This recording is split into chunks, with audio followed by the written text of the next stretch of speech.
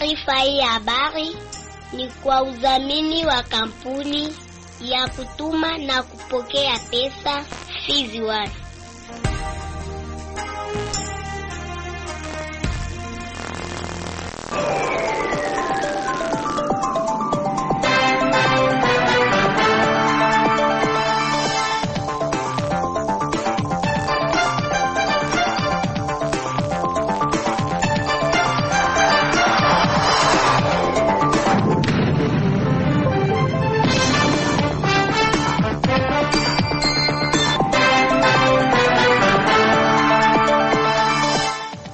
Habari za wakati huu mpenzi msikilizaji wa idhaa ya Kiswahili ya Radio Kivu popote pale ulipo, na tumai umri wa afya na uko kando kando na radio yako kwa ajili ya kuendelea kusikiliza matangazo yetu, na kukaribisha kuweza kufuata uchambuzi wa habari zetu na moyo mkunjufu, uchambuzi ambao unajumuisha na ukurasa wa habari muhimu, ripoti za michezo pamoja na habari za kitaifa. Naitwa Safari Almas ambaye ni mchambuzi wako kwa leo. Nitasaidiwa mitamboni na Merci Mbelechi, na kualika uweze kunitegea sikio mwanzo hadi mwisho, na sema karibu.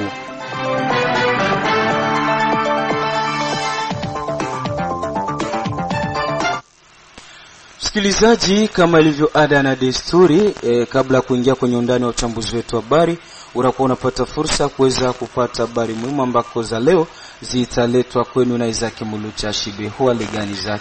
Niko fresh kabisa Safari Almasi, sijui upande wako. Kuna mimi niko salama kabisa, namshukuru Mungu. Labda ni kipi ambacho umewaandalia wasikilizaji leo? Kwenye habari muhimu leo hii, pamoja na hii habari kutoka hapa Baraka ambayo nasema kwamba gavana makamu wa jimbo la Kivu Kusini Jean-Jacques Elakano ametoa msaada wa mifuko 60 ya simenti kwa ajili ya kazi ya ujenzi wa studio mpya ya radio ya kijamii Kivu, msaada ambao ameutoa Jumapili hii ya tarehe 29 Juni 2025, na ni jambo ambalo limepongezwa kwa kutosha na uongozi wa radio ya kijamii Kivu. Lakini pia tuna habari ya kitaifa.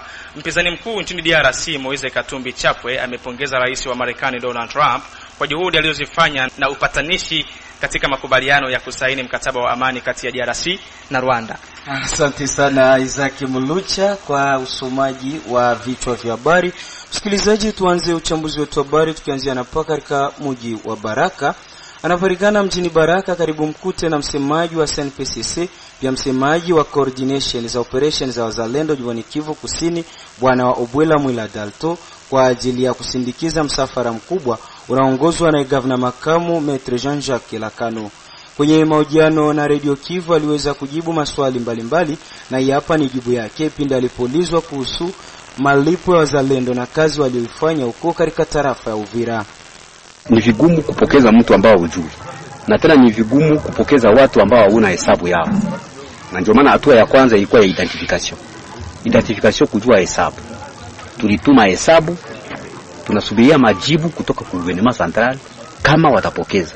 Na mimi nina matumaini ya kwamba watapokeza watu. Kazi nawaza kazi mnaiona na kazi muliona sababu avance au tunaweza sema promenade. Kuna watu wengine wenyewe wanashukuaka wanashindwa kureconnectre kazi yenye watu wengine wanafanya. Kwa sasa kuna watu ambao hawareconnectre wala hawajui kazi ambayo sisi tulifanya. Wakati sisi tulitoka mteritoria ya Fizi bien sûr ndio fief yetu. Fizi ndio base ya SNPCC. Wakati sisi tulitoka huku, tulienda kuta Uvira au muplene ya Ruzizi, mulikuwa situation ilikuwa critique. Situation ilikuwa ya mbaya. Et d'ailleurs à Uvira en particulier, tout le monde s'attendait que M23 atakuya na atakuya. Parce que wakati sisi tulienda tulikuwa tunakutana na matrupe za basoldaji kwa sababu wanakia wanakimbia. Donc ilikuwa promenade. Bakasema ni repli stratégique ya madesa ya quelques kilomètres. Tulijiuliza repli stratégique ya madesa ya quelques kilomètres. Hatuijue mu stratégie militaire. Mais wakati sisi tulifika tulietufe enemy wangu. Na mpaka ikasimamishwa. Tukasimamisha adui maeneo ya Kamanyola. Mpaka processes hizi za cessez-le-feu zinafika kwa kazi ambayo sisi tulifanya. Na Mungu wa mbinguni anajua kazi ambayo tulifanya. Tulisimamisha adui. Ndio kazi. Na nijibu kusema ya kwamba tumesimamisha adui, hii processes zinafuta kazi ambayo tunafanya. Na mpaka vitu tunaendelea kufanya. Hata hii processes yenyewe wanafanya ya cessez-le-feu. Mais unajua atujue kama adui ana mpango gani. Labda anaweza kuwa na plan B, labda hii vita ni plan A, labda anaweza kuwa na plan B. Ni wakati anaandaa plan B na sisi tunaandaa plan C. Na alipoulizwa kuhusu mpango uliochukuliwa huko Washington wa kupokonya silaha vikundi vyote vya kigaidi, aiza matamshi ya mkuu wa jeshi la Uganda Kainerugaba la kuwapiga wazalendo, Dalto amejibu yafuatayo. Kwanza sisi hatuko tena makundi yenye kushikilia silaha. Sisi tulihalalishwa na ordonnance presidentielle. Tuko rekoni na serikali ya Kongo kama hatuko tena washika silaha wala hatuko force négative. Tuko deja RAD. RAD signifie réserve armée ya défense. Maki sisi tuko jeshi la akiba la serikali ya kawaida. Kwa hiyo ni kusema sisi tuko group armé, hatuko tena group armé au hatuko milice. Wenye watapokonywa sio sisi. Labda wenye watapokonywa silaha ni wengine. Lakini unaweza pokonya polisi yako silaha, unaweza pokonya jeshi lako silaha. Ni kusema sisi hatutapokonywa silaha sababu sisi hatuko tena magundi yenye kushikilia silaha. Sisi tuko jeshi akiba la jeshi la serikali. Jeshi wa Uganda au chef d'état major wa Uganda n'a pas l'ordre à donner à RDC. Ana ordre ya kupana mu RDC na ana monopole na ana pouvoir juu ya nchi ya DRC. Ili ni mambo yenyewe tunapaswa kwa tunaipiga marufuku. Siku gani chef d'état major wa Kongo, chef d'état major wa FRDC ashaka ongelea mambo ya Uganda? Uganda kuko ba rebel no? Uganda kulikuwa ba Joseph Kony. Uganda mnasikiaka bale ba Bob Wine. Ba Bob Wine banatombokaka na bana manifeste na watu wanakufa Uganda Kampala. Tunajua. Ushakasikia chef d'état major wa nchi gani mwenye anasema juu Bob Wine alimanifeste na watu wakakufa kwa maandamano? Chef d'état major se lève les doigts na anasema no Uganda ni hivi ni hivi. Nous ne peut pas être naïf jusqu'à ce niveau. Bile benye chef d'état major général Uganda anasema donc en bref bia Kongo biangalie armée ya Uganda. Bile ni vyake benye alisema bila bituangalie. Tukiwa tu katika mji wa Baraka ni kwamba gavana makamu wa jimbo la Kivu Kusini Jean-Jacques Elakano ametoa msaada wa mifuko 60 ya simenti kwa ajili ya kazi za ujenzi wa studio mpya ya redio ya kijamii Kivu, msaada ambao umeutoa Jumapili ya tarehe 29 Juni 2025. Kwa jambo hilo uongozi wa redio ya kijamii Kivu umehitaji kupongeza hatua hiyo. Akiwa kwenye uwanja wa studio mpya ya redio Kivu, bwana Jean-Jacques Elakano, gavana makamu wa Kivu Kusini amesema kuwa ametoa msaada huo kwa ajili ya kusaidia kazi za ujenzi wa studio ya redio ambayo ina mchango mkubwa kwa raia sawa tabaka ya chini. Je reconnais avoir participé kwa kucontribuer juu ya kujenga hapa juu wakati projet ilianza. C'était pendant la campagne et le directeur de la radio Kivu aliweza ni intéressé na sali ni intéressé. À l'époque, j'avais fait ce que je pouvais et je tenais de manière sincère à venir ici sur place pour que niangalie personnellement des visites évolution ya projet yenye baliwezaka kuanza. Je réalise que kweli koma difficulté parce que projet hayamalizika. Niko nawaza peut-être watakuwa na besoin ya crépissage à l'intérieur, porte ou ma planche, mais nakuta nyumba yenyewe haya. Hii mchango nitapana haizui, chaque étape je le fais. Pour le moment, niko na 60 sacs za ciment zenye nita disponibiliser pour la radio. Na hizo saki aziko za kusema nitatuma kesho kwa M-Pesa nikifika Uvira njo nitazituma nitatoa mbanki. Leo ukipenda juu niko na stock, c'est pas un secret, niko na stock ya masaki za sima hapa. Ufike pale ku stock yangu leo, na kama uko na gari, kama uko na nini ya kusomba, wendo kamati ile sake 60 ya sima Dangote kia kutia hapa kwenye nyumba kusudi nikikia turi ya pili nione ingine hatua na mie tena nitareagir. Donc je suis prêt à vous accompagner mpaka nihakikishe hii œuvre inashimama. Je le ferai pourquoi? Parce que je suis là comme leader wa territoire ya Fizi na wa province ya Sud Kivu. Napenda ku encourager les bonnes initiatives, les gens qui travaillent pour laisser des traces. C'est ça mon rêve. Et quand je vois des gens qui travaillent dans des conditions difficiles, radio hapa kuna kitu, mais qui s'imaginent qu'est-ce que nous pouvons faire pour laisser des traces. Je fais un effort pour que na mie siku nitaacha siasa bingine wanakia nigombola kwa vyovyote vile baseme ya kwamba Jean-Jacques alitufanyiziaka kitu fulani. Et c'est ça mon rêve. Na niko naomba na Mungu ile rêve yangu itimilike na itatimilika. Na kama mimi naona vajene wanafanya hivi, je suis obligé kubasaidia. Na ingine maredio na mashirika yenyewe takuwa na projet ya kuendelesha mwingine, baanze tuone kwenye nguvu zao ziko. Ils peuvent me contacter parce que j'ai promis kutia bureau d'études. Mwishowe Bwana Lokendo Tenchileke, kiongozi wa Radio Kivu, ameshukuru vya kutosha kwa msaada wao aliopata, huku akiomba wengine wa mwema kuja na msaada kwa ajili ya kuendeleza kazi za ujenzi wa studio ya Radio Kivu. Ni kweli tumepata msaada ambao vice gouverneur ameuacha kwa saki 60 za simenti, ni kwa sababu ya kujenga nyumba ya radio. Sasa projet ya radio iko, tulomba ma communauté kutusaidia. Alors Jean-Jacques comme vice gouverneur aussi honorable wa territoire ya Fizi ajisikia kutusaidia. Kungambo yetu ni furaha ya Kalangi. Bisikia ni kitu kinye atakuwa tunakitegemea kama atatusaidia. Baada ya sisi kumuomba, tulimuomba tukamuomba, lakini hatakuwa tunategemea kama leo atatufikia na kutuona na kuangalia nyumba yetu jinsi ilivyo na pia kutusaidia. Kwa hiyo ni furaha sana, ni furaha kubwa, na hii inaonyesha nia ya kwamba ni namna gani ana moyo wa kutaka kuchangia kwenye kazi za maendeleo ambazo ziko hasa za vijana, za jamii na mambo mengine. Lakini pia hii ni nafasi ya kuweza kuomba wengine ambao wana moyo wa kutoa. Labda kuna mtu mwingine anaweza akawa na moyo wa kuchangia kwenye huu mradi wa Radio Kivu, akawa ameshindwa anaweza nikafika namna gani. Radio Kivu naomba ni misaada. Nyumba ambayo inajengwa, studio ambayo wanajenga ni studio ambayo inatokana na misaada ya jamii. Kwa hiyo yote ambaye anaweza kafika akatusaidia ni vizuri sana. Na ni kwa furaha kubwa nimeweza kupokea huu msaada, niseme vile kama vile kiongozi. Ni kwa furaha kubwa na ninashinda nieleze namna gani hii furaha ambayo nilionayo, kwa sababu ni kitu ambacho sikutegemea. Huu msaada ambao umetoa simenti utasaidia hasa kupiga ripu au crepissage kwenye nyumba ambayo tayari imeshajengwa, kwa sababu nyumba tumeshajenga, lakini huu msaada utasaidia kufanya crepissage. Na pia huu mradi unapatikana hapa kwenye quartier ya Vodacom, hapa hii avenue Vodacom, na tuko kwenye kabisa hii antena ya Vodacom. Yaani tumepakana na antena ya Vodacom, hapo ndo tulipo.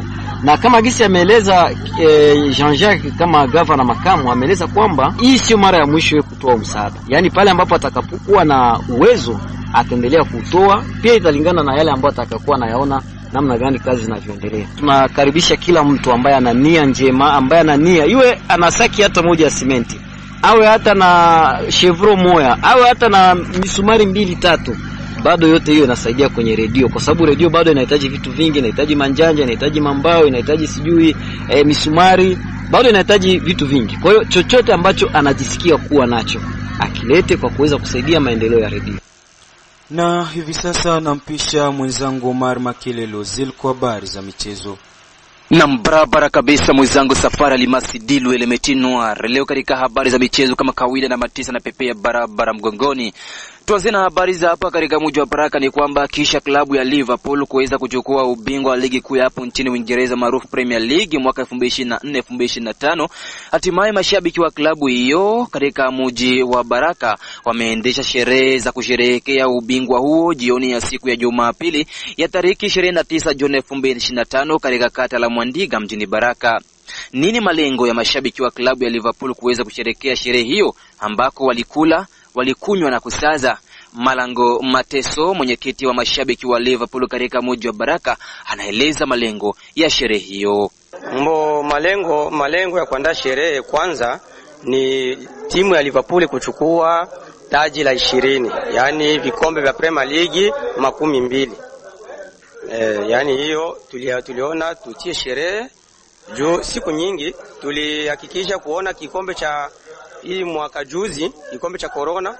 Unaona mwili wakati tulikuwa matatizo, sasa mwiki kikombe tukaona tuko mfuraha na tuko muamani, ikatakiwa sie tutie sherehe na tufanye sherehe hapa jijini Mwandiga. Wale wenyewe hawajitokeza wajitokeze juu sie wenyewe hapa Mwandiga tunasikia tuko na upweke na wenyewe huko wa technicien wa kuongeza mafikiria aiza kiujuzi kwa hii kundi yetu iendelee mbele. Kwa hiyo wajitokeze, tukue sie wote pamoja. Jinsi tulisema mbele, tuko na mipango ya kwenda kule Sebele kusimika ingine kundi kule pale jijini Sebele.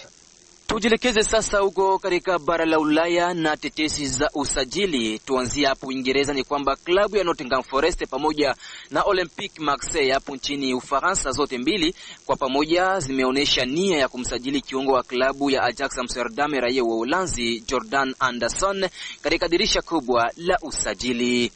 Klabu ya Arsenal The Gunners ipo katika mchakato wa kuangalia uwezekano wa kumsajili beki wakati wa klabu ya Ajax Amsterdam raia wa Uholanzi Jarol Hato katika dirisha kubwa la usajili.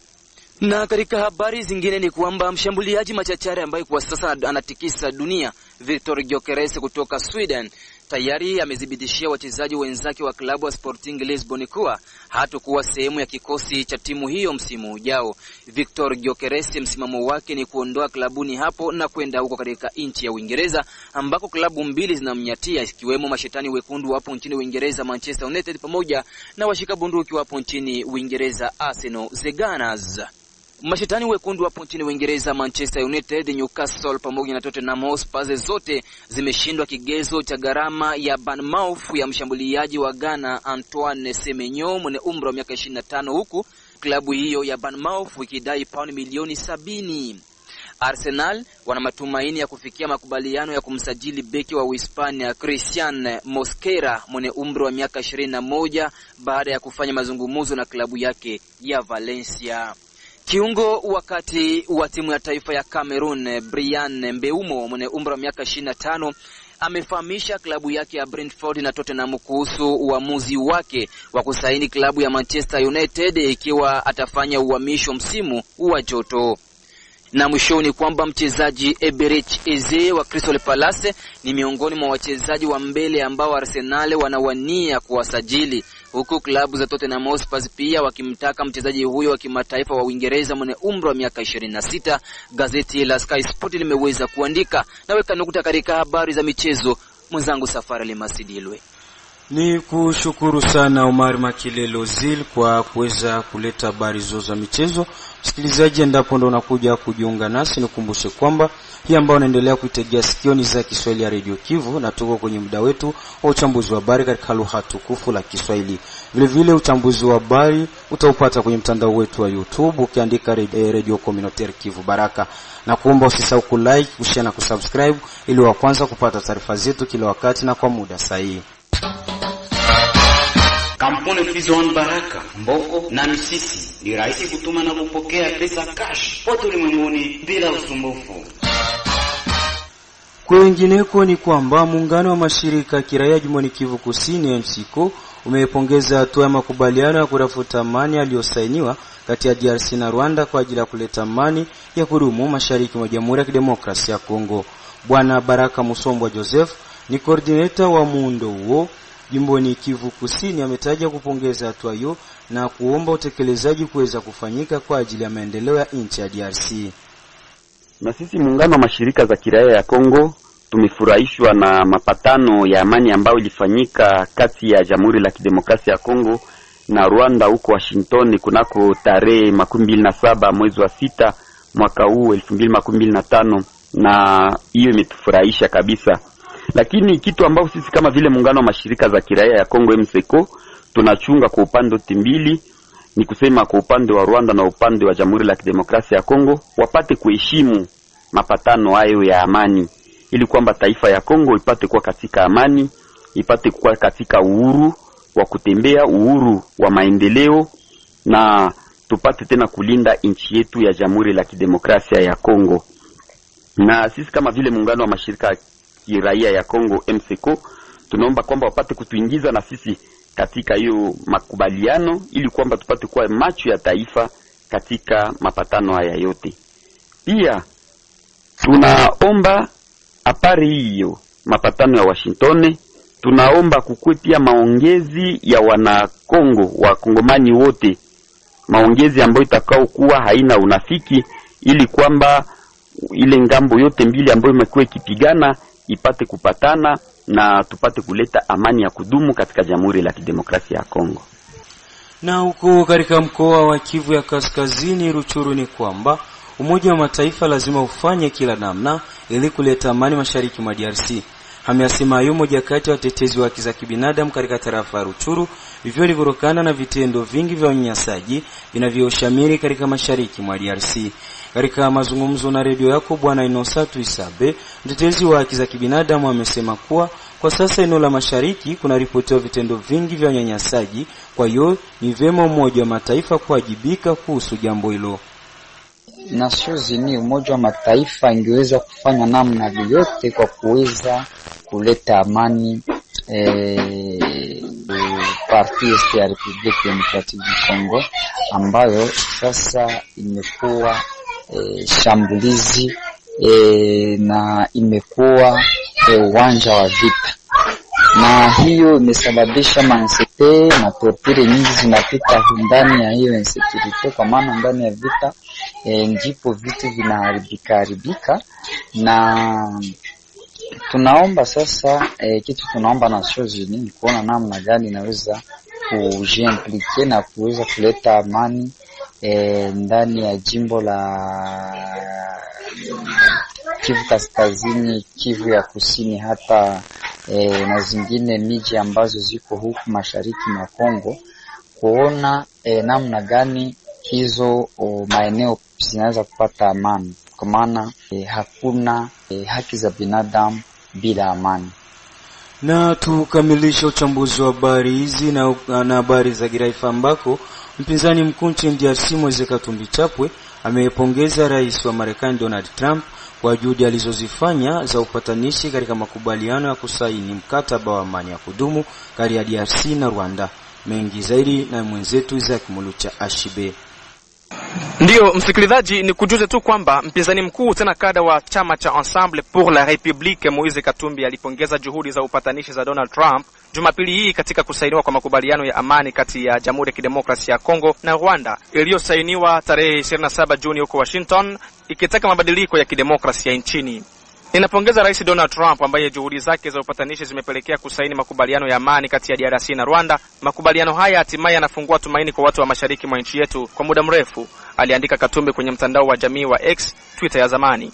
Mwenyekiti huyo mkuu wa chama cha Ensemble pour la République alisisitiza kwamba amani ya kweli haiwezi kujengwa kwa silaha wala unyanyasaji au vurugu, bali ni kwa mazungumzo, haki na utawala bora. Alisisitiza hayo Moise Katumbi Chapwe. Katumbi pia alilahani hali ya usalama katika nchi ya Kongo, akiamini kwamba vita hii mara nyingi ilitumika kama kisingizio cha kuwatesa waandishi wa habari, upinzani na kupelekea kukamatwa kiolela kwa wanasiasa na watu mbalimbali. Kulingana naye, mwisho wa vita lazima ufungue njia ya hali halisi ya kidemokrasia na majibu halisi kwa mahitaji ya msingi ya idadi ya watu wa Kongo, ikiwemo ajira, afya, elimu, maji, umeme na usalama, pamoja na katika miji mikubwa kama Kinshasa. Gavana huyo wa zamani wa Katanga hatimaye aliwataka wakongomani kuongea na kila mmoja na kupatanisha kama sehemu ya mazungumzo ya pamoja yaliyofanywa na mkutano wa kitaifa wa Episkopale wa Kongo Senko na kanisa la Kristo la Kongo ECC, ili kujenga tena taifa la haki lenye nguvu na la umoja. Ni kushukuru Ashibe kwa ripoti hiyo. Msikilizaji, bila shaka ni hapo ndipo tumefika mwisho kwa uchambuzi wa habari katika lugha tukufu la Kiswahili. Ni kushukuru wewe ambaye ulinitegea sikio mwanzo hadi mwisho wa uchambuzi wa habari. Vile vile nampongeza rubani wangu ambaye ni Merci Mbele Chipama. Joku nzima la wariri wa Radio Kivu pia nalipongeza, na wasikilizaji wetu katika eneo mbalimbali.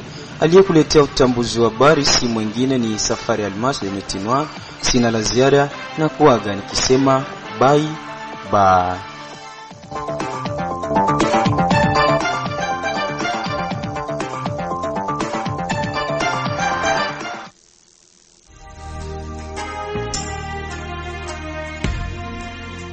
Taarifa hii ya habari ni kwa udhamini wa kampuni ya kutuma na kupokea pesa Fizi One.